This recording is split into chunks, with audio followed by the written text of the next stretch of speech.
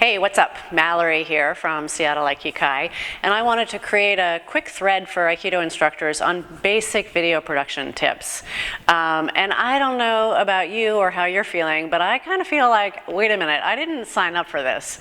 I actually did go to film school, and I used to do film professionally, but I was always on the other side of the camera, and suddenly I'm being expected to teach Aikido online and offer these virtual classes and know how to have a home studio or a dojo studio, and it seems a little bit overwhelming. But I do know that there are other people on this list who either, like me, do have a professional film background or who have just been doing it for a long time, who probably have some really useful tips to pass on to others as well as we all figure this out together.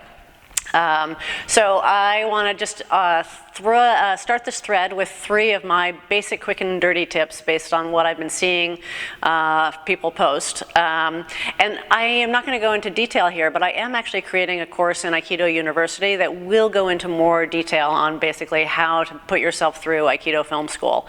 But for right now, 3 quick, easy tips. The first one I want to say is really pay attention to your composition. So where you are putting yourself in the frame and what's behind you. I'm seeing a lot of people who are posting stuff in front of backgrounds that are really distracting, or that they haven't created a sense of where the eye level is, and so there might be way too much space above your head so that you are not the main focus of the shot. Also, again, this is detailed, and I'll get into this in the Aikido University course, but like rule of thirds, putting yourself kind of in a pleasing position. So paying attention to your background, looking at the composition where your head is at. Super important and super easy, and something that regardless of if you are shooting on your phone or your laptop, you can do. The second thing is your gaze and knowing where your lens is. So again, either with your phone or your laptop, know exactly where your lens is so that you're doing a direct address to the lens. If you are slightly off and you don't know exactly where the lens is, it looks really weird because it looks like this and you aren't actually making a connection with your audience. So the minute you can actually really engage with the lens and know where it is, then you've got a personal connection with your students, and it looks more comfortable, more engaging. And then the last thing is also really simple, depth. So depth of field.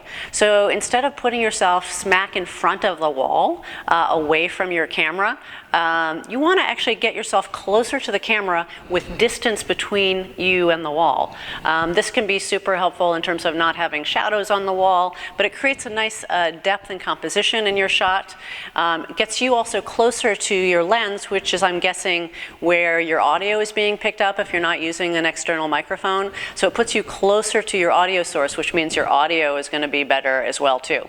So those are my 3 tips. So depth, getting yourself closer to your camera, farther away from the wall.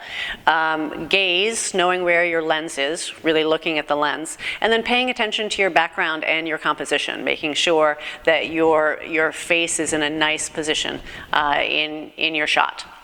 Again, I know there are a bunch of other people on this list who basically can offer some really good advice. So I would love it if you have a background in film video production or you've just been doing it for a while to post some of your top easy tips. Let's try to keep it away from people having to buy gear, but really things that anyone could do as we make our way through this crazy new world of figuring out how to stay in contact with our members. So take it away.